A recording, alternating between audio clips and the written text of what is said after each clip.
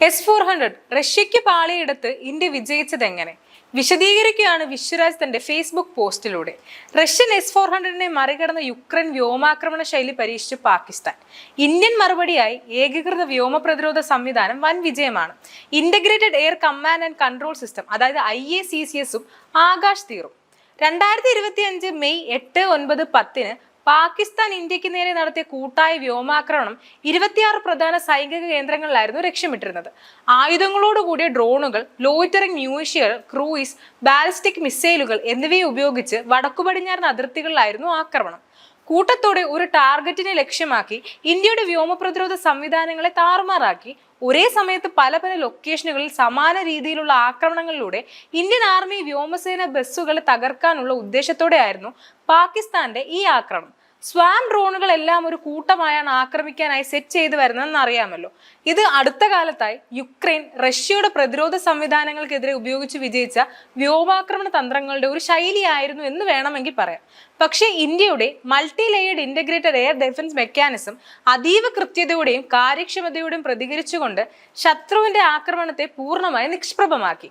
ഈ വിജയം ഇന്ത്യയുടെ സൈനിക സാങ്കേതിക വിദ്യയ്ക്ക് മാത്രം തെളിവായിരുന്നില്ല, പകരം ആധുനിക യുദ്ധങ്ങളിൽ എങ്ങനെയാണോ ഇന്റഗ്രേറ്റഡ് എയർ ഡിഫൻസ് സംവിധാനങ്ങളും തദ്ദേശീയമായി നിർമ്മിച്ച മെയ്ഡ് ഇൻ ഇന്ത്യ പ്രതിരോധ സംവിധാനങ്ങളും ഒരു റിയൽ ടൈം കമാൻഡ് സെന്റർ വഴി നിയന്ത്രിച്ചുകൊണ്ട് എങ്ങനെ ഫലപ്രദമായി ഏകോപിപ്പിച്ചുകൊണ്ട് പ്രവർത്തിച്ചു കാണിച്ചു എന്നതിന്റെ ക്ലാസിക് ഉദാഹരണവുമാണ് നമ്മൾ കണ്ടത്.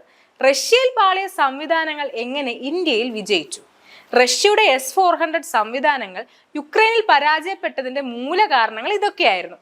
അതായത് S-400 മേലുള്ള അമിതമായ ആശ്രയം, ഷോർട്ട് റേഞ്ച് ആന്റി ഡ്രോൺ ഉപാധികൾ ഇല്ലായ്മ, റിയൽ ടൈം കമാൻഡ് സംവിധാനങ്ങളുടെ ഏകോപനം ഇല്ലായ്മ. ഇന്ത്യയുടെ മൾട്ടി ലെയർഡ് സ്ട്രാറ്റജിക് സംയുക്ത പ്രതിരോധം, പ്രത്യേകിച്ച് IACCS-ഉം ആകാശ് തീറും പാകിസ്ഥാന്റെ വ്യോമാക്രമണത്തെ വിജയകരമായി തടഞ്ഞു. സത്യത്തിൽ മൾട്ടിപ്പിൾ മോഡൽ ഇന്റേൺഷിപ്പ് മെക്കാനിസം പ്രതിരോധിക്കാനുള്ള നമ്മുടെ തീരുമാനം ഇല്ലായിരുന്നുവെങ്കിൽ ഇന്ത്യക്ക് പാക് വേവ് ഏരിയൽ അറ്റാക്കിൽ നല്ല പരിക്ക് പറ്റിയേനെ. അതായത് നമ്മുടെ ആയുധങ്ങൾ സമർത്ഥമായി ഉപയോഗിക്കാനും അതിനൊപ്പം മറ്റ് ആയുധങ്ങളെ ഇണക്കി ചേർത്തുകൊണ്ട് പുതിയൊരു പ്രതിരോധ ആക്രമണത്തെ ശൈലി തന്നെ ഭാരതം സ്വന്തമായി ഉണ്ടാക്കിയെടുത്തു.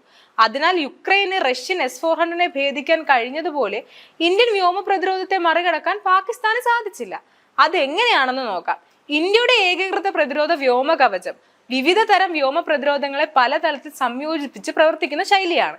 ഇന്ത്യയുടെ വ്യോമ പ്രതിരോധ തന്ത്രം നമ്മൾ രൂപകൽപ്പന ചെയ്തിരിക്കുന്നത് ഇപ്പോൾ നടന്ന യുദ്ധങ്ങൾ ഉൾപ്പെടെ ശ്രദ്ധിച്ച് അതിൽ നിന്ന് പാഠങ്ങൾ ഉൾക്കൊണ്ടുകൊണ്ടാണ് എന്ന് വ്യക്തമാണ്. അഭിമാനം തോന്നുകയാണ് നമ്മുടെ സേനകളുടെ റിയൽ ടൈം അപ്ഡേഷൻസ് കാണുമ്പോൾ.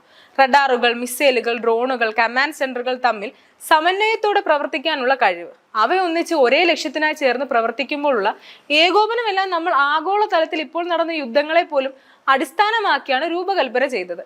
പ്രതിരോധ ഘടനയിലെ ഓരോ സംവിധാനവും മറ്റുള്ളവയെ സപ്പോർട്ട് ചെയ്യുന്ന തരത്തിലാണ് ക്രമീകരിച്ചിരിക്കുന്നത്. ഒരു വ്യോമാക്രമണം നടക്കുമ്പോൾ ഒരു പ്രതിരോധം പരാജയപ്പെട്ട് ആക്രമണം തടയാനാകാതെ വരുന്ന മുറയ്ക്ക് തന്നെ നമ്മുടെ അടുത്ത പ്രതിരോധം അതിനെ ഉടനടി എൻഗേജ് ചെയ്യുന്നു. റഷ്യക്ക് അബദ്ധം പറ്റിയത് ഇവിടെ തന്നെയാണ്. S-400-നോടുള്ള അമിത ആശ്രയം അവർക്ക് വിനയായപ്പോൾ ഇന്ത്യ അതിനെ മറികടന്നത് എങ്ങനെയാണെന്ന് മനസ്സിലായോ? ആരൊക്കെയാണ് നമ്മുടെ സംയുക്ത ഏകീകൃത ക്ലസ്റ്റർ പ്രതിരോധ സംവിധാനത്തിലെ ഹീറോകളെന്ന് നോക്കാം. ആദ്യത്തേത് ലോങ് റേഞ്ച് ഡിഫൻസ്, അതായത് റഷ്യ ഇന്ത്യ സഹകരണം, അതായത് S-400 air defence system. Russian നിർമ്മിതമായ S-400 ട്രയംഫ് ഇന്ത്യയുടെ ആദ്യത്തെ ലോങ് റേഞ്ച് പ്രതിരോധമാണ്. റഷ്യയെ പോലെ അതിനെ അമിതമായി ഇന്ത്യ ആശ്രയിച്ചില്ല, പകരം ഇതിനെ വലിയ സംയോജിത നെറ്റ്വർക്കിന്റെ ഒന്നാം ലൈനായി തന്നെ ഇന്ത്യ ഉപയോഗിച്ചു. അത് മാത്രമല്ല നമ്മുടെ പ്രതിരോധം പക്ഷേ ലോങ് റേഞ്ച് ആദ്യത്തെ ഡിഫൻസ് കൂടിയാണ്. രണ്ടാമത്തേതായി മിഡ് റേഞ്ച്, അതായത് ആകാശ്, ബറാക്കേറ്റ്. DRDO വികസിപ്പിച്ച ആകാശ് സിസ്റ്റം സബ്സോണിക് മിസൈലുകൾ കുറഞ്ഞ ഉയരത്തിൽ പറക്കുന്ന ശത്രുവിന്റെ വ്യോമാക്രമണത്തിനെതിരെ അത്യന്തം ഫലപ്രദമായി പ്രവർത്തിച്ചു. ഇസ്രയേൽ ഇന്ത്യ സംയുക്തമായി വികസിപ്പിച്ച ബറാക്കേറ്റ് വളരെ വേഗതയുള്ള അതീവ മാനുവറിംഗ് ശേഷിയുള്ള ടാർഗറ്റിനെ നശിപ്പിച്ചു. ഷോർട്ട് റേഞ്ച് സ്പൈഡർ QRSAM, അതിവേഗത്തിലുള്ള റിയാക്ഷൻ ടൈമുള്ള സ്പൈഡർ സിസ്റ്റങ്ങളും DRDO വികസിപ്പിച്ച QRSAM, അതായത് quick reaction surface to air missiles നമ്മുടെ അതിസുരക്ഷാ മേഖലയെ കാത്തു സംരക്ഷിച്ചു. അടുത്തായി counter UAV and jamming technologies, അതായത് ആളില്ലാ വിമാനങ്ങൾ, ഡ്രോണുകൾ എന്നിവയ്ക്കെതിരെയുള്ള ആക്ഷനും റഡാർ ജാമറുകളും. ഡ്രോൺ സ്ക്വാഡുകൾക്കും ലോയിറ്ററിംഗ് മ്യൂഷനുകൾ ആക്രമണങ്ങൾക്കും ഇന്ത്യയുടെ ആന്റി ഡ്രോൺ സിസ്റ്റങ്ങൾ വിജയകരമായി പ്രതികരിച്ചു. ജാമർ, ലേസർ സംവിധാനങ്ങൾ എന്നിവ ഉപയോഗിച്ചുകൊണ്ട് ശത്രുവിന്റെ കമ്മ്യൂണിക്കേഷൻ സിസ്റ്റം തന്നെ തകരാറിലേക്കാൻ നമുക്ക് കഴിഞ്ഞു. അഞ്ചാമതായി കമാൻഡ് ആൻഡ് കൺട്രോൾ, അതായത് IACCS.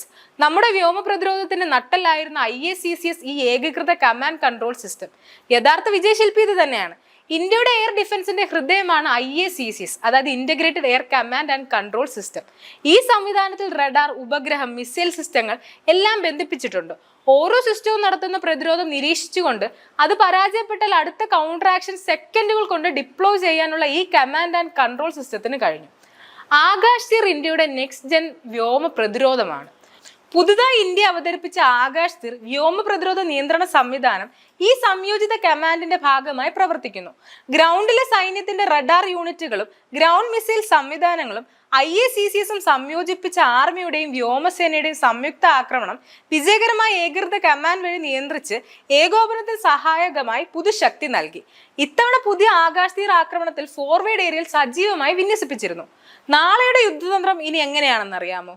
ഇന്ത്യ ഇപ്പോൾ പ്രൊജക്ട് കുഷ എന്ന ദീർഘപരിധിയുള്ള ആഭ്യന്തര മിസൈൽ പദ്ധതിയിലേക്ക് നീങ്ങുകയാണ്.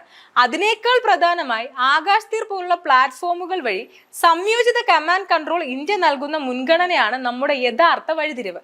അതായത് നമ്മുടെ യുദ്ധഭൂമിക്കായി നമ്മൾ ശത്രുവിനെ അളന്ന് നമ്മൾ ഡിസൈൻ ചെയ്ത നമ്മുടെ സ്വന്തം ഏകീകൃത പ്രതിരോധം. അതാണ് ഇന്ത്യ യുദ്ധതന്ത്രത്തെ വ്യത്യസ്തമാക്കിയത്. ഇന്ത്യ തെളിയിച്ച the power of integrated systems ഇനി എന്താണെന്ന് നോക്കാം. ഇന്ത്യയുടെ വിജയകരമായ പ്രതിരോധം ഒരൊറ്റ ശക്തിയേറിയ ഒരു ആയുധത്തെ മാത്രം, അതായത് സൂപ്പർ വെപ്പണെ മാത്രം ആശ്രയിച്ചല്ല നമ്മൾ തയ്യാറാക്കിയത്. പകരം വിവിധ ആയുധങ്ങൾ സംയോജിപ്പിച്ചുകൊണ്ട് അതുകൊണ്ട് ഒരു പ്രതിരോധം അതിൽ ഉണ്ടാക്കിയതിലായിരുന്നു നമ്മുടെ വിജയത്തിന്റെ യഥാർത്ഥ രഹസ്യം. റഷ്യയുടെ പരാജയം അവിടെ തന്നെയായിരുന്നു. IACCS, ആകാശ് തീർ എന്നിവ ഒത്തുചേർന്നപ്പോൾ ഇന്ത്യയുടെ പ്രതിരോധം സാങ്കേതിക വിദ്യയും തന്ത്രവും ചേർന്ന കരുത്തുറ്റ മോഡലായി മാറി. എയർ ഡിഫൻസ് എങ്ങനെയാവണം എന്നതിന് ലോകത്തിനൊരു ഗോൾഡ് സ്റ്റാൻഡേർഡ് ബെഞ്ച്മാർക്കാണ് ഇന്ത്യ ലോകത്തിന് മുന്നിൽ വർക്കിംഗ് മോഡലായി വെച്ച് കാണിച്ചത്. ലോക പ്രതിരോധ വിപണിയോട് ഇന്ത്യ പറയുകയാണ്, നിങ്ങൾ വില കൂടിയ ആയുധം വാങ്ങി വെക്കുന്നതിലല്ല നിങ്ങളുടെ വിജയം. നിങ്ങളുടെ ആയുധങ്ങളുടെയും സൈനിക ശക്തിയുടെയും എങ്ങനെ ഫലപ്രദമായി സംയോജിപ്പിച്ച് ഉപയോഗിക്കാം എന്നതിന്റെ അടിസ്ഥാനമാക്കിയായിരിക്കും നിങ്ങളുടെ വിജയം. News desk IBN Malayalam.